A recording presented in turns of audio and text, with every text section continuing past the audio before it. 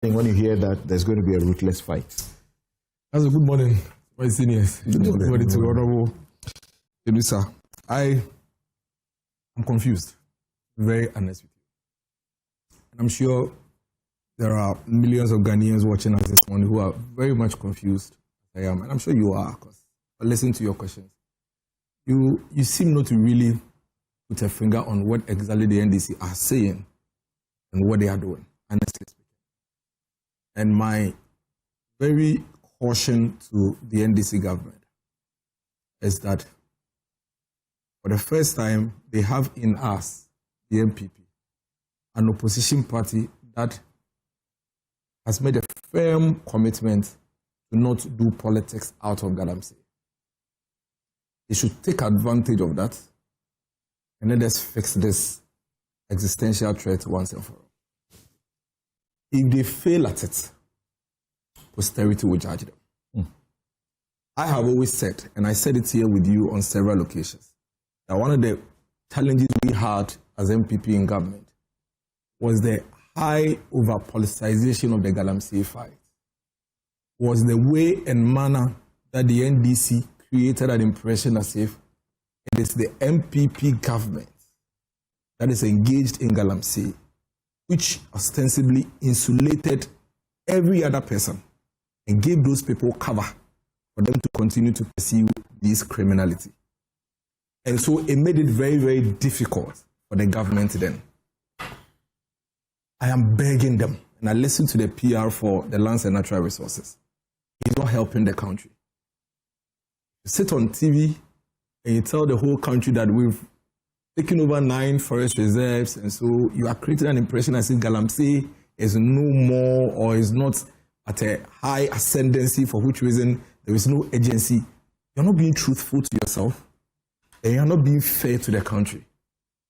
Samson, if you go to TikTok, and I have it here, there is Galamsey TV. Lawyer, Galamsey TV. They have 4.6 million likes. They have 591,300 followers. They post every day. Their least liked post has 2 million views, 2.8 million views. Least liked post? Least. It is in this country. It is on TikTok every day. The last time they posted something was 15th August 2024. This is Galamsey TV. The person who owns the channel has his phone number on the channel. Is here. So why are you doing this? We are under threat. MPP could not fix Galamsey. You campaigned with it. 2 weeks to elections, you and your friends called for a state of emergency, saying that if the MPP refused to declare a state of emergency, the whole labor union, organized labor, should go on strike. There was heat on the government 2 weeks to elections. I personally was being chased by my friends like Kenasibe and Professor Jampo to get Dr. Mahmoud Bawumia to sign an undertaking. I took it to Dr. Mahmoud Bawumia. He signed it. I took the copy and I sent it to Kenasibe and Professor Jampo. Everybody was alarmed. No government, no political party in the history of our country has been under immense pressure than the Akufo-Addo government in the last 2-3 months to the elections. And the crime was that there was Galamsey, and the narrative was that people could demonstrate for 1 week on our roads saying that it is the Julobi house, that the president is the one that is leading the charge against Galamsey, that it is the government functionaries. I kept telling them, you are allowing the criminals to go away if you continue this way. They said, no, it is you people. To the extent that cabinet ministers today went on Twitter and we just independently confirmed the Twitter page, the Galamsey page, TikTok page of the Galamsey news. Yes. And that's just one. That's just one. You're just about to say something. The cabinet ministers, including Sam George, my friend Felix Nku, Joyce Bokta, and all of that, they were on Twitter. They said that if the president wants to stop Galamsey, he needs only 2 weeks. That there is no serious president in this country that truly wants to solve Galamsey that will not do it. And that is why when I come in the morning and I hear the NDC people say, we are now going to embark on a ruthless campaign, I am confused. So what were we doing all this while? For the past 7 months, what were you doing? Were we not here? When I came to city and I told you that the NDC government has not done a single new thing in the fight against Galamsey. Not new, not one. You can't mention one. Mention one new thing, one new strategy that the NDC government has initiated since coming to office in the fight against Galamsey. Which president or which government embarked on arresting and attacking Galamsey site than Akufo-Addo? He did it with you. If today there are media people flying drones and moving in Galamsey site, it was an Akufo-Addo initiative together with the media. It's not an NDC thing. I have a story here on My Joy Online. As at October 2024, My Joy Online was still reporting on arrest of Galamseyers. This is the Subi Forest. This is it. This is it. Forestry Commission raised Galamsey camp and arrest 4 in Subi Forest. This is it. And the excavators and things being bent.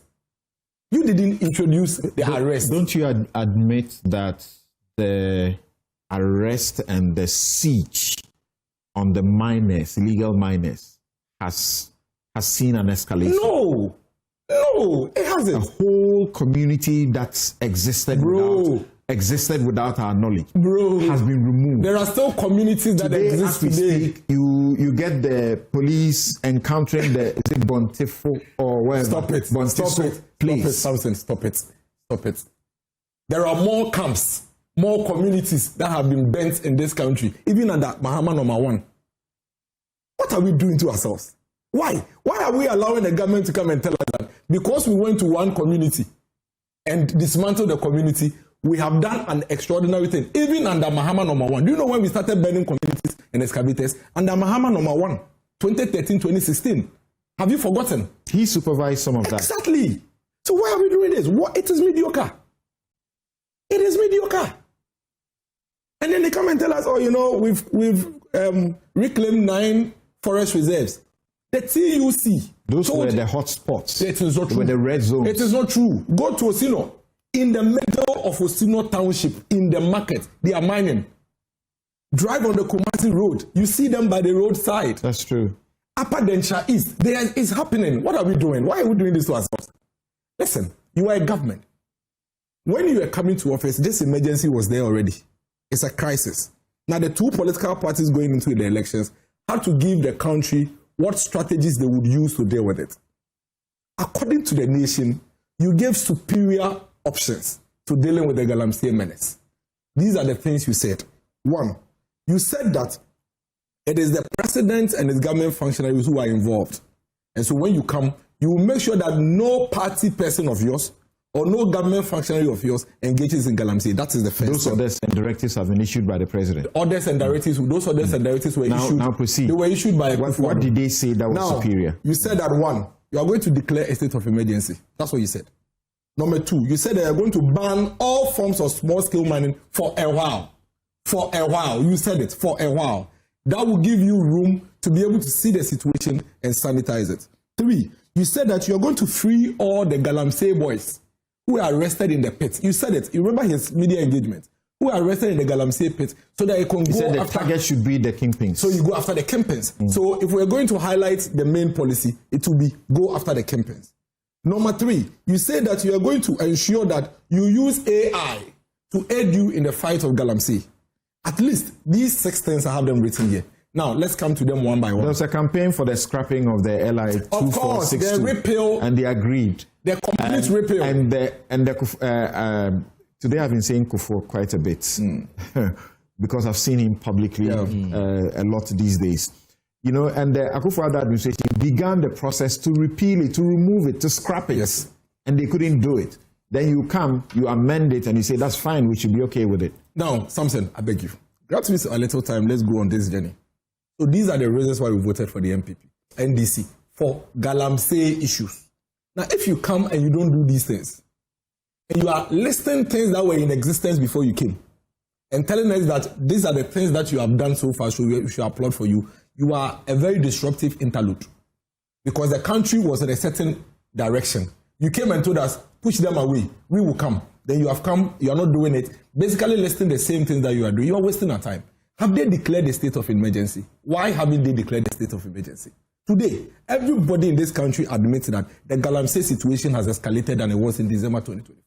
That is truth. The boldness with which the guys are doing Galamsey now, it is not comparable to what it was in 2023. We're seeing them, boldly go into cocoa farms. They are cutting down the cocoa trees. Yes. And they are being filmed, and they are showing it to us, the public. I have a video on TikTok. Now I hear that Cocoa Board is considering a legislation that will make the cocoa tree a prohibition for you to cut a cocoa tree. Would you be there? If I am cutting my cocoa in Osino, are you there? I have my own farm, and I'm cutting it. Are you there? What would you do? What would you do? There's a crime. Arson is a crime, right? But if I decide to burn my own house and not come and report to you, what would you do to me? Or I burn it and I think I'm fine. What would you do to me? We need to be serious. Listen, declare the state of emergency, just as you believed it was important. The most absurd thing, the biggest betrayal in all of this Galamsey conversation is when I hear the NDC try to make excuses for not declaring state of emergency. Then it bleeds my heart. That why? Why do you deceive people in this manner? Number two, why do you go and amend the LI when you were explicit in your promise that you will repeal? And then when we ask you, you keep beating about the bush. Number three, you said that Akufo-Addo and his functionaries are the ones pursuing Galamsey. So our understanding is that when we push Akufo-Addo out, Galamsey should cease. Now you have come to office, and guess what? Your party people are the ones doing the Galamsey. They are the ones taking over the mining side. Let me tell you what is happening. If you go to the mining communities, they are doing handing over. The MPP are standing on the left. The NDC are standing on the right. I say, time to hand over. Mustafa Bande was on your channel here, telling your presenters that there is a mine that is somewhere in Ashanti region that was being operated by MPP, and it's time for them to take it for the NDC. The national security. He said it here? Yes, on this show. The national security had gone to take over. Not on this show. No, I mean on this channel. Really? Yes. The national security had gone to take over a particular mine. They say it's a small scale mine, whatever. I've heard Ken Ashigbe and the rest say that party people are doing all of these things, but the ones you are attributing to Mr. Fagbande. Yes. I'll need to check and be sure about that. Erastus actually reported it, that the national security had gone to take over a mine. Yes, I heard about that one. And then when he was called, he said, it was MPP that were operating it. We are bringing our people, and I'm not ashamed of that. Number three, let me tell you, we have had the NDC functionaries on TV, videoed by media people. Apadancha East chairman was caught strangling a military man and asking him, what are you doing here? Because these military guys have gone to the place to go and stop them from Galamsey.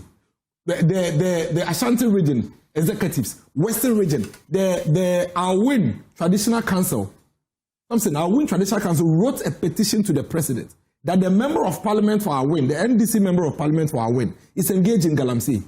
This thing is going on across the country. We are under threat. The country admitted that we were in a serious problem. You gave us specific promises. You have come to office. You are not dealing with it. The responsible mining that Honorable Inusa speaks of, that he says that they were going to go and deal with it. And I agree with him. Responsible mining is the way to go. Because it is very difficult for you to tell the people that you are on the land. And we are not entirely going to allow you to do it. But that is not new. They were going to relaunch a program that is already running. And you realize that when you ask Honorable Inusa, he made the point that, who were doing it? It was NPP people, sort of like, but it's a program that was in existence.